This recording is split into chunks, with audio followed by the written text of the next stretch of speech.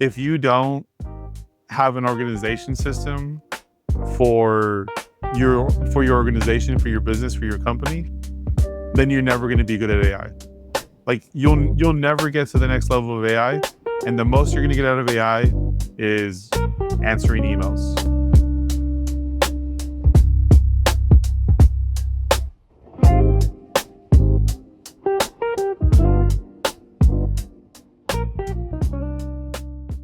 When you talk about the digital brain, what is it? What do you mean? Like, you've mentioned it to me. I kind of understand, but what is it that you actually mean by digital brain, and how is that like beneficial to any of our listeners?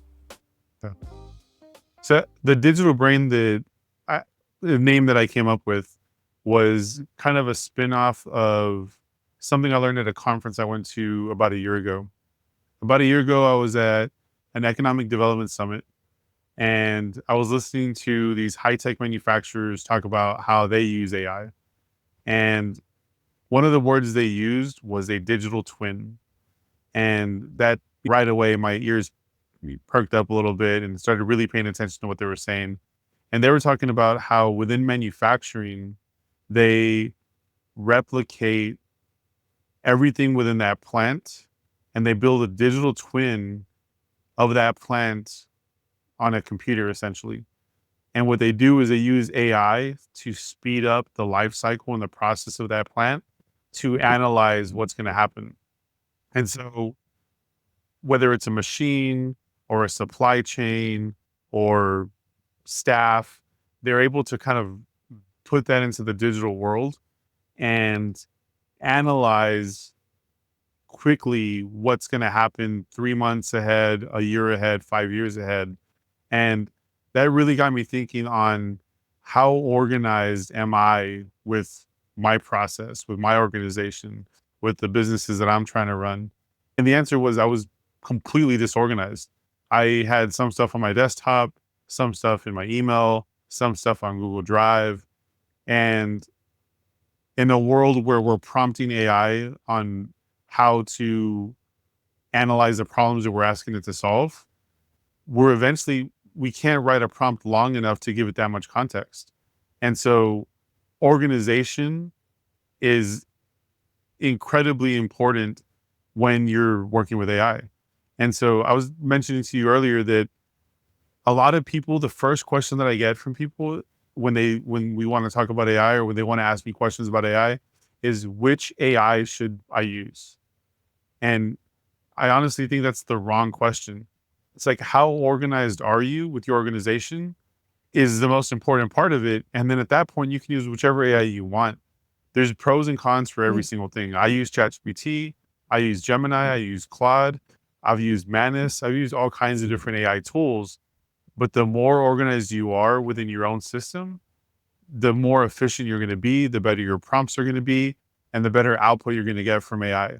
And so when we talk about the digital brain, I think that the digital brain is the organization of everything in real life. The way the kids say, my son was here 5 seconds ago, and IRL, right, in real life. How do you get IRL into the digital world so that what you have in the digital world can answer questions for IRL?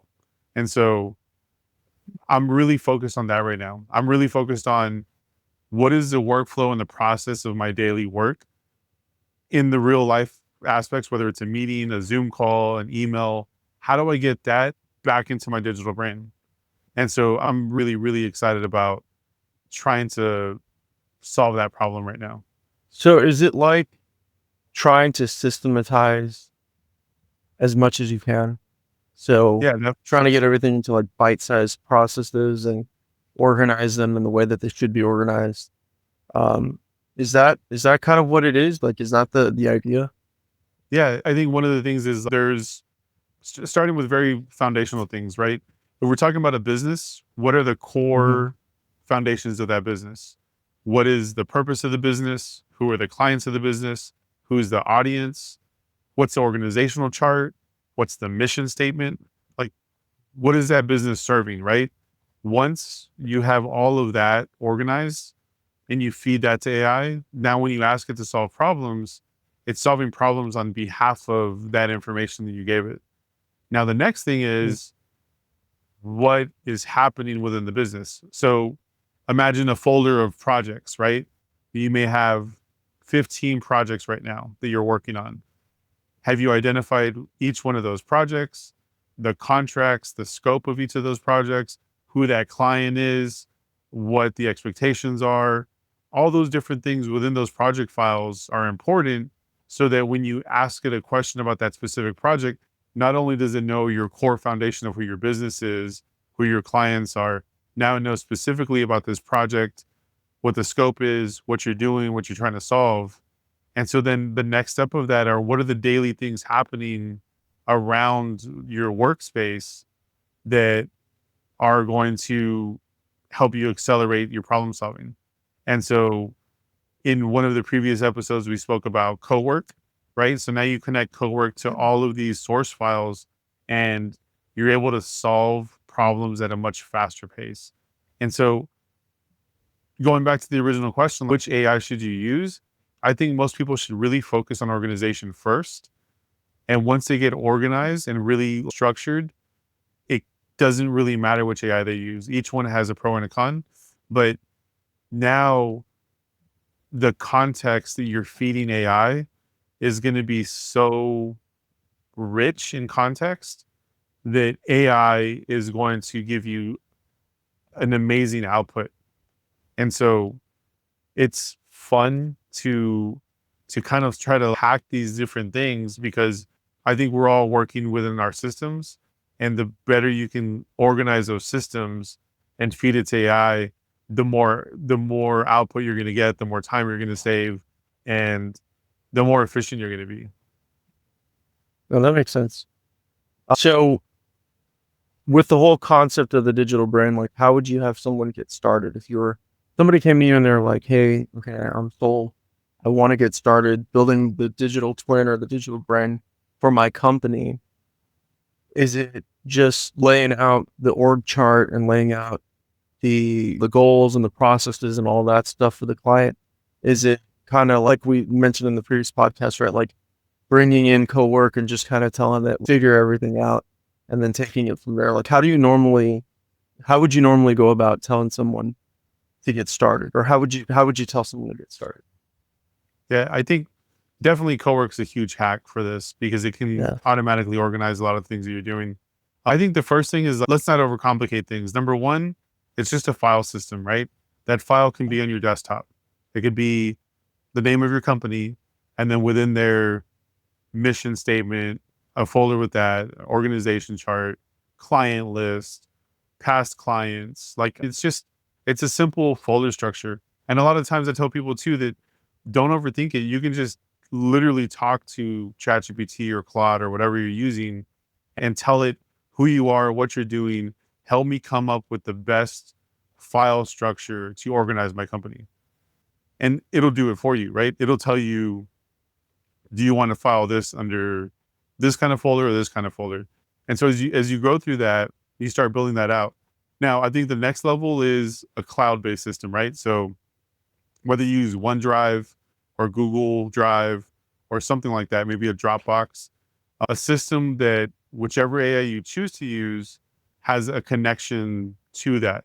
And so if you're using Cloud Cowork, Google Drive connects to Cowork. And so now not only do you have it on your desktop, but you have a cloud-based system where you're constantly updating and uploading those different things. Now, the next level, which I think I've talked to you your ear off about this, is Obsidian. And I love, love, love Obsidian because it creates a digital brain for what you're doing and it looks like a brain. And what Obsidian does that Google Drive and OneDrive don't do is it creates connections between your different notes. And so it uses like a wiki system, kind of like Wikipedia, where it's connecting certain things between notes that are linking them together. And so now when you use AI with Obsidian, you create a a well-rounded version of what's happening, because now it understands the small nuances of connections between the different nodes.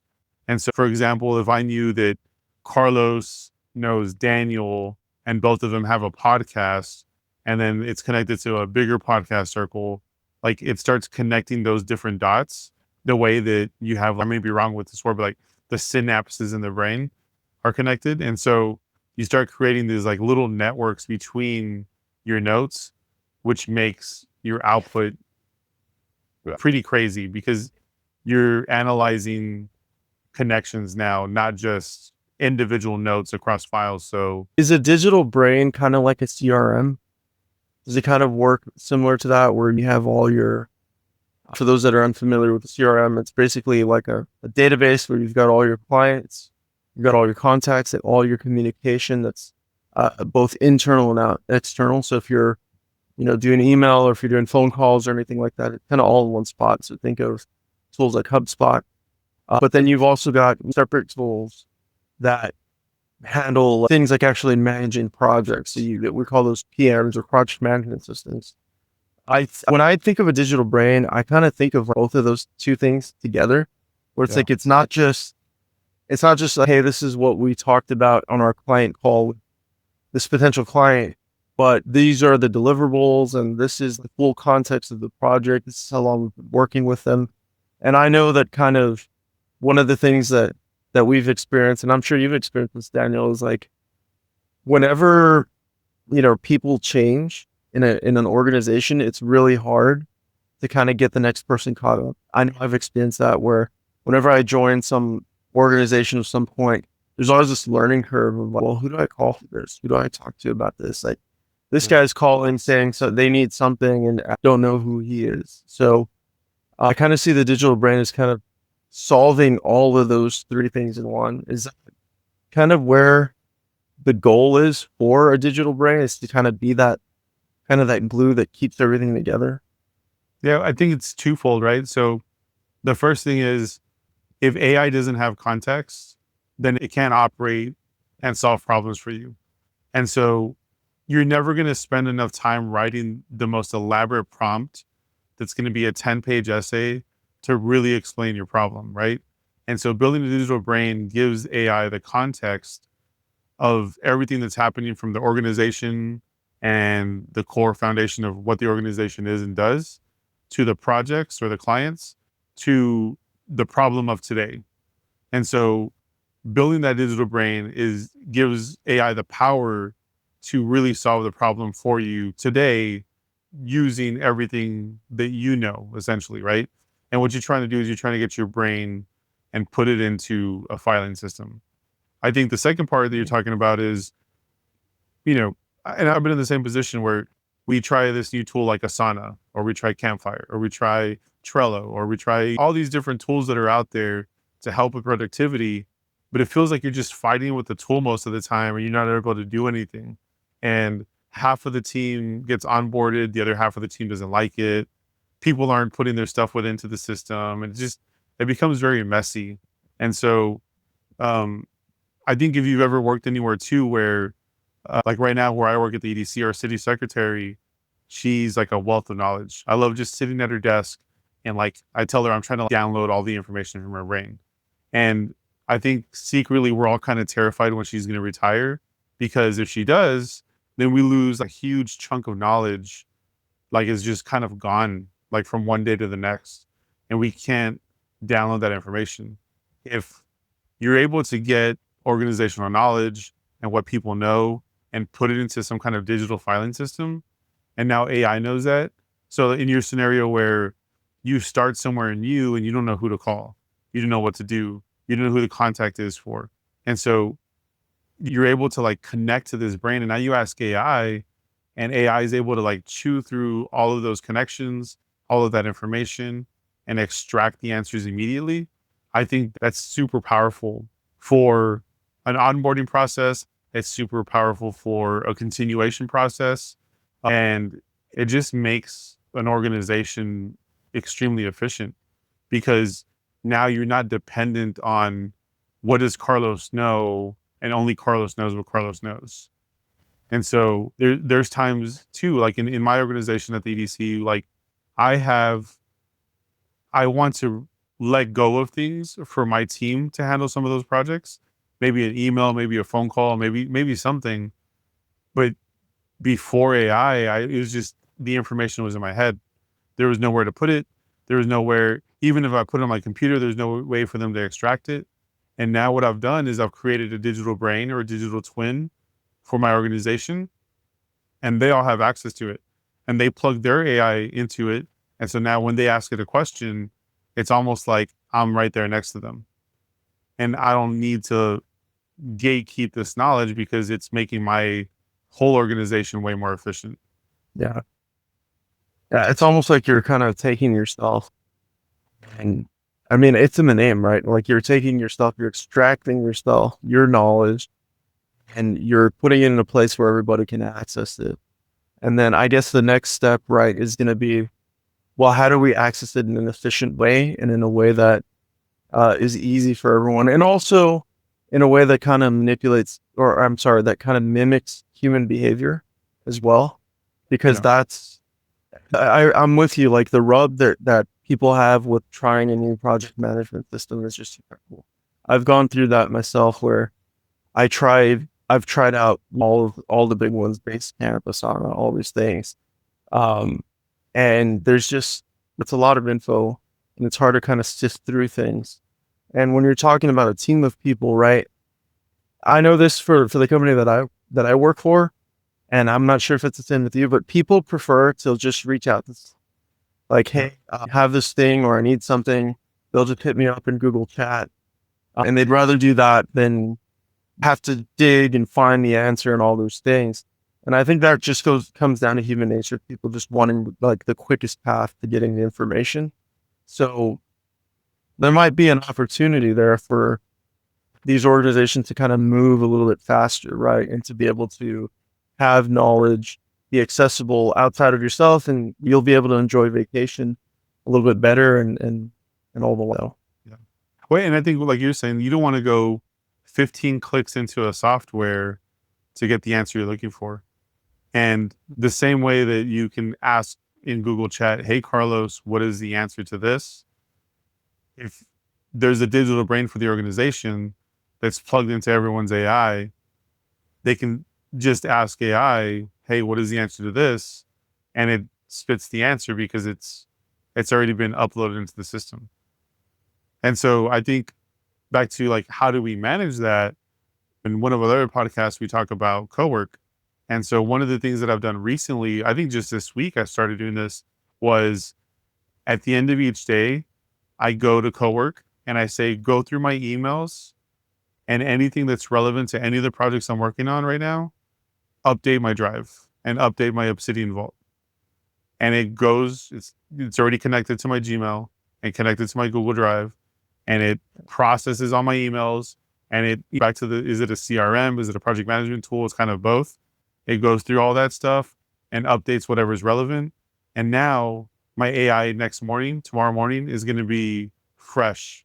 It has today's information and it's ready to execute on tomorrow's problems. Yeah. So it's like an assistant basically, but it's like caught up with everything. Yeah. That's cool. Yeah. Nice. What else? I was going to say that, like, if you don't have an organization system for your organization, for your business, for your company, then you're never going to be good at AI. Like, never. Like, you'll never get to the next level of AI, and the most you're going to get out of AI is answering emails. That's it. Because context is king when it comes to AI, and building the context for your organization is the most important thing you can do, not which AI you choose to use. And it's not even just about like falling behind to your competitors, but it's also giving you some sanity at the same time that you could have if you just got organized. So, yeah, agreed. All right. Well, I guess that's it for Digital Brains. If anybody has any questions or comments, please feel free to reach out to us and follow along. We're on this journey together, Daniel and I, as we are getting to understand AI better ourselves and how we can actually use it practically within our lives. So if you want to follow along, we'll be here. Thanks for joining us. Thanks, guys.